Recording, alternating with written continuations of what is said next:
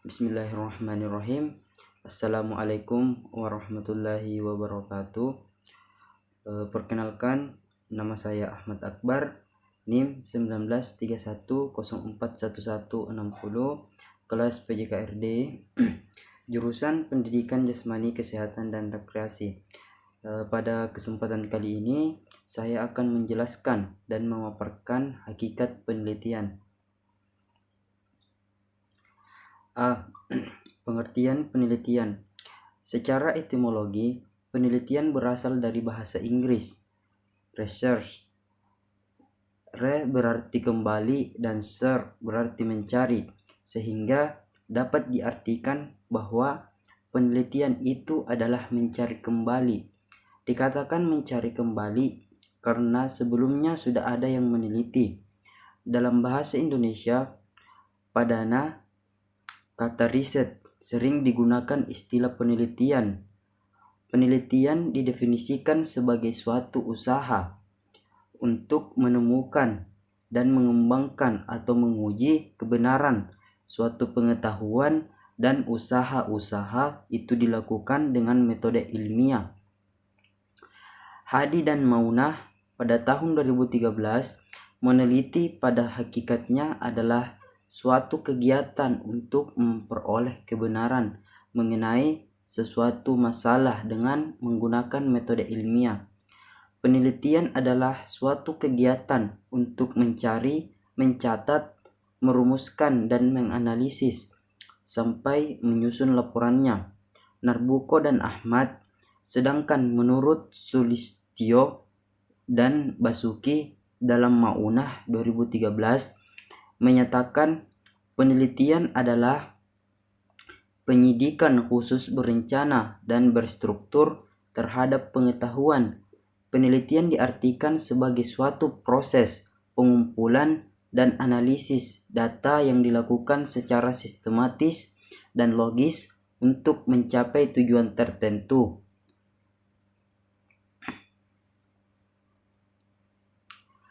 1. Beberapa pakar lain memberikan definisi penelitian sebagai berikut. A. Suprapto. Penelitian adalah penyelidikan dari suatu bidang ilmu pengetahuan yang dijalankan untuk memperoleh fakta-fakta atau prinsip-prinsip dengan sabar, hati-hati, serta sistematis. B. Sutrisno Hadi. Sesuai dengan tujuannya, penelitian dapat diartikan sebagai usaha untuk menemukan, mengembangkan, dan menguji kebenaran suatu pengetahuan. C. Muhammad Ali. Penelitian adalah suatu cara untuk memahami sesuatu melalui penyelidikan atau usaha mencari bukti-bukti yang muncul sehubungan dengan masalah itu yang dilakukan secara hati-hati sekali sehingga diperoleh pemecahannya. Penelitian hakikatnya merupakan kegiatan ilmiah untuk memperoleh pengetahuan yang benar tentang suatu masalah.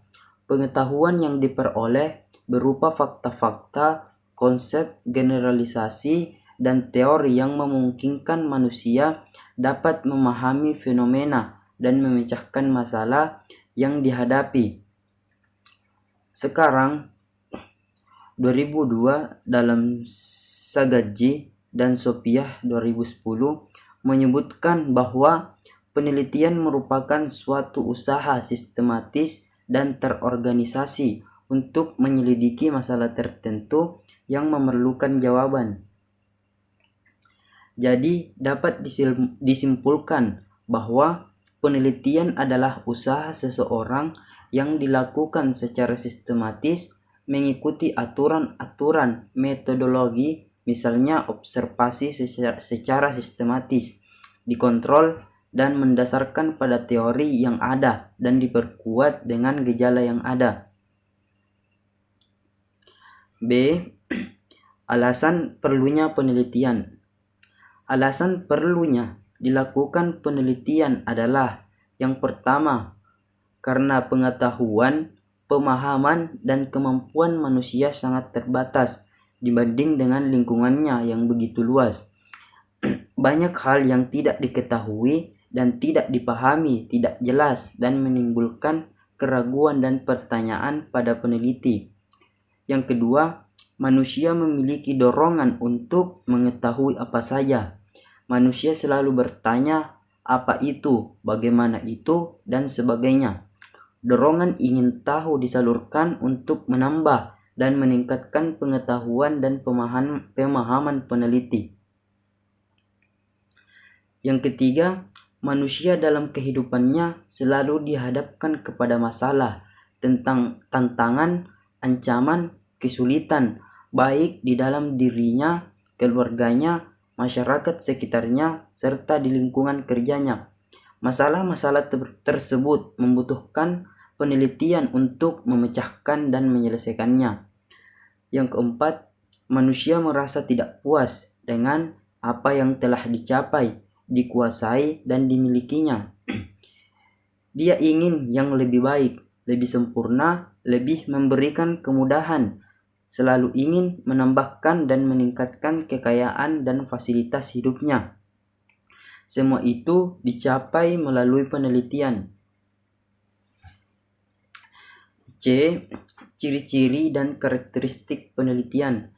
Setelah adanya uraian mengenai hakikat penelitian, maka perlu diketahui pula ciri-ciri dan karakteristik dari penelitian. 1. Ciri-ciri penelitian. Menurut Narbuko dan Ahmadi, ciri-ciri kegiatan penelitian adalah sebagai berikut. A. Kegiatan penelitian dirancang dan diarahkan untuk memecahkan suatu masalah tertentu yang dapat berupa jawaban masalah atau dapat menentukan hubungan antara variabel-variabel penelitian. B. Kegiatan penelitian menekankan pada pengembangan generalisasi, prinsip-prinsip, dan teori-teori. C. Kegiatan penelitian berpangkal pada masalah atau objek yang dapat diobservasi. D. Kegiatan penelitian memerlukan observasi dan deskripsi yang mapan. E. Kegiatan penelitian berkepentingan dengan penemuan baru. F. Prosedur kegiatan penelitian dirancang secara teliti dan rasional. G. Kegiatan penelitian menuntut keahlian. H. Kegiatan penelitian ditandai dengan usaha objektif dan logis. I. Kegiatan peneliti harus dilakukan secara cermat, teliti, dan sabar, serta memerlukan kebenaran, sebab hasil penelitian yang kadang kala berlawanan dengan norma atau aturan yang berlaku dalam suatu masyarakat dalam metode atau periode tertentu. Yang kedua, karakteristik penelitian. Kerlinger dalam Sangatji menjelaskan ada 3 karakteristik penelitian, yaitu tujuan penelitian, metode penelitian, dan hubungan antara penelitian dengan ilmu. A. Tujuan penelitian. Secara umum, penelitian 1. Penemuan data dari penelitian dimulai dari permasalahan sampai temuan atau kesimpulan penelitian adalah benar-benar baru dan sebelumnya belum pernah ada. 2. Pembuktian masalah. Penelitian sampai hasil atau temuan penelitian bersifat menguji atau membuktikan jika hasil penelitian masih relevan jika dilakukan di tempat lain atau dalam waktu berbeda. Yang ketiga, pengembangan tujuan penelitian ingin mengembangkan ilmu pengetahuan yang sudah ada. Selanjutnya, menurut Sangatji, mengemukakan 2 tujuan penelitian, yaitu mengembangkan pengetahuan dan memecahkan masalah atau menjawab pertanyaan. B. Metode penelitian. Menurut Babbi dalam Sangatji dan Sophia, metode penelitian pada dasarnya merupakan cara ilmiah untuk mendapatkan data dengan tujuan dan kegunaan tertentu. Cara ilmiah mempunyai karakteristik rasional, empiris, dan sistematis. Rasional berarti penelitian dilakukan dengan cara masuk akal dan terjangkau penalaran atau logika manusia. Empiris berarti penelitian dilakukan berdasarkan fakta-fakta di lapangan yang dapat diuji oleh pihak lain. Kemudian, sistematis berarti penelitian merupakan proses tertentu yang logis. Sangatji dan Sophia. Metode penelitian adalah mengemukakan secara teknis tentang metode-metode yang digunakan dalam penelitiannya. C. Hubungan penelitian dengan ilmu. Penelitian adalah upaya kegiatan menyusun pengetahuan atau knowledge atau membangun suatu ilmu sains dengan menggunakan metode dan teknik tertentu menurut prosedur sistematis. Penelitian merupakan suatu kegiatan yang salah satu tujuannya adalah mengembangkan pengetahuan, sedangkan ilmu merupakan bagian pengetahuan yang memenuhi kriteria tertentu, yaitu rasional dan teruji. Penelitian merupakan penyelidikan sistematis terhadap masalah tertentu dengan menggunakan metode ilmiah dan mengumpulkan bukti yang cukup sebagai dasar untuk menarik kesimpulan. D. Macam-macam penelitian. Menurut Narbuko dan Ahmad, menyatakan macam-macam penelitian antara lain. 1. Penelitian pasif. Suatu penelitian yang hanya sekedar ingin memperoleh gambaran tentang suatu keadaan atau persoalan dilaksanakan secara informal. Yang kedua, penelitian aktif. Secara penelitian yang disertai dengan langkah pengumpulan atau pengolahan, penyajian, dan analisis data secara sistematis dan efisien.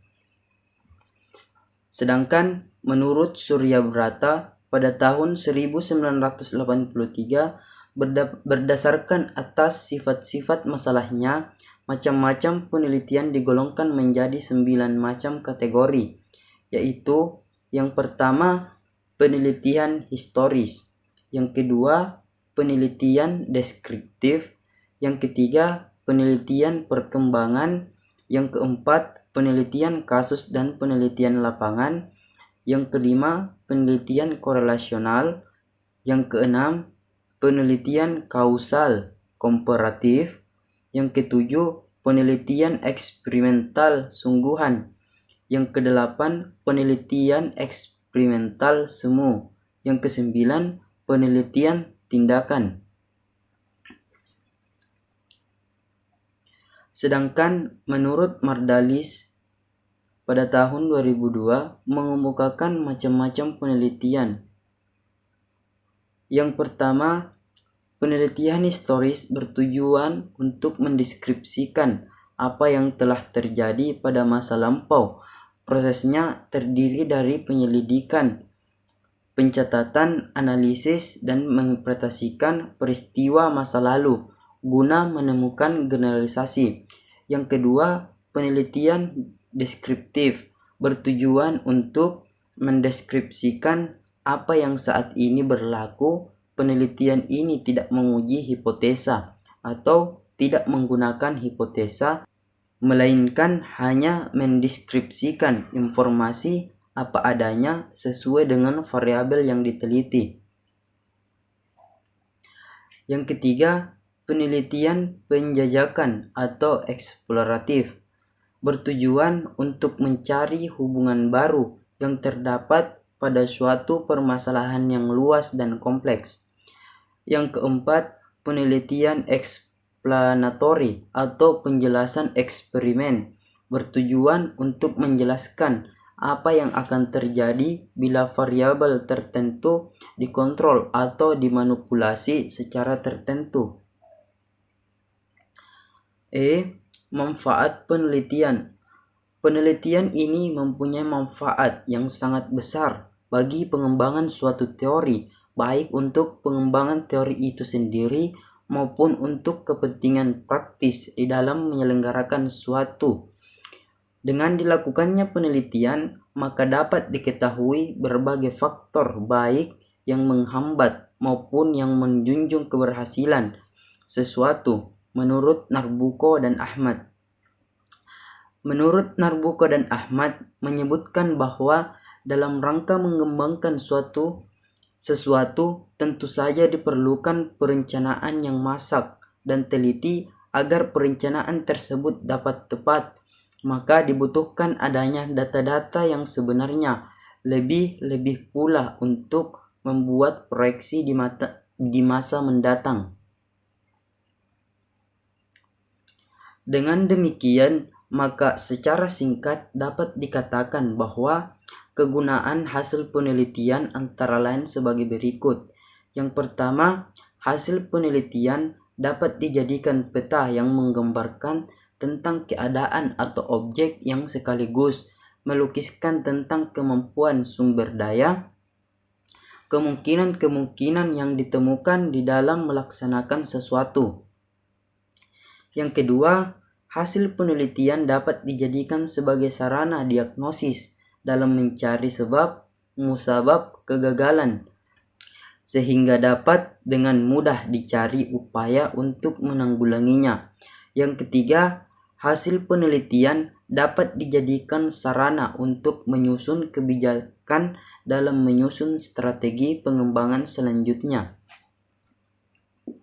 4.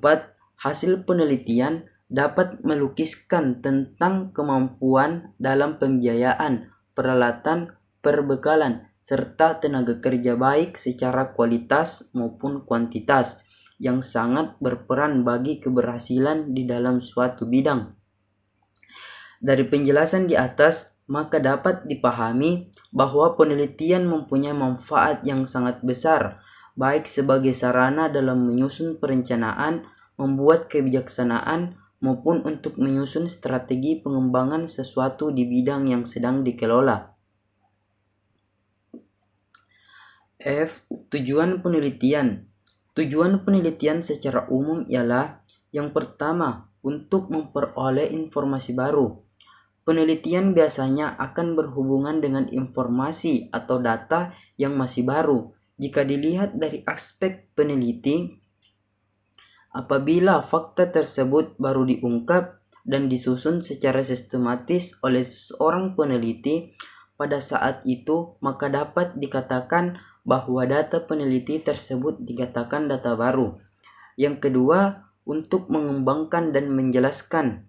Dengan melakukan pengembangan dan usaha menjelaskan melalui teori yang dikurung fakta-fakta penunjang yang ada, peneliti akan dapat sampai pada pemberian pernyataan sementara yang disebut dengan hipotesa penelitian. Yang ketiga, untuk menerangkan, memprediksi, dan mengontrol suatu ubahan, penelitian dapat menerangkan keterkaitan variabel yang ada, dapat memprediksi apa yang terjadi di antara variabel, dan bahkan mengontrol peneliti untuk memperoleh sesuatu yang bermanfaat. Tujuan penelitian secara khusus adalah yang pertama, mendeskripsikan fenomena. Tujuan penelitian yang memperoleh pengetahuan yang dapat digunakan untuk mendeskripsikan suatu fenomena, yaitu nama, klasifikasi, sifat, ciri-ciri khasnya dari fenomena tersebut. Yang kedua, menjelaskan hubungan. Penelitian berusaha untuk menjelaskan hubungan antara fenomena, terutama hubungan sebab akibat. Yang ketiga, meramalkan fenomena yang akan terjadi. Menjelaskan hubungan sebab akibat sangat berguna untuk membuat generalisasi yang berlaku bagi fenomena yang ada pada saat sekarang maupun yang akan terjadi, dan bisa juga untuk menguji kebenaran yang telah ada. Yang keempat, mengendalikan fenomena. Penelitian dapat digunakan untuk mengendalikan fenomena yang membahayakan kehidupan manusia, seperti kebakaran, banjir, dan berbagai macam penyakit. G. Fungsi penelitian. Yang pertama, sebagai cara untuk mengembangkan ilmu pengetahuan baik berupa temuan baru, pengembangan ilmu atau teori yang ada, maupun koreksi terhadap ilmu atau teori yang telah usang. Yang kedua, sebagai cara untuk pengembangan teknologi. Yang ketiga, sebagai penyumbang informasi bagi pengambilan kebijakan dan perencanaan program pembangunan. Yang keempat, sebagai alat pemecahan masalah praktis di lapangan. Yang kelima, menemukan sesuatu yang baru. Walaupun banyak cara untuk menemukan informasi atau karya baru dalam dunia pengetahuan, penemuan yang dilakukan melalui sesuatu kegiatan penelitian adalah hasil yang andal dan mendapat pengakuan dari kalangan ilmuwan. Yang keenam, menemukan permasalahan penelitian untuk mengenal dan memilih. Penelitian permasalahan diperlukan untuk kejelian dan penggunaan kriteria yang baik dari para peneliti. Mungkin sekian yang bisa saya paparkan pada kesempatan kali ini. Kurang dan lebihnya mohon dimaafkan. Saya akhiri dengan ucapan wabillahi taufiq wal hidayah. Wassalamualaikum warahmatullahi wabarakatuh.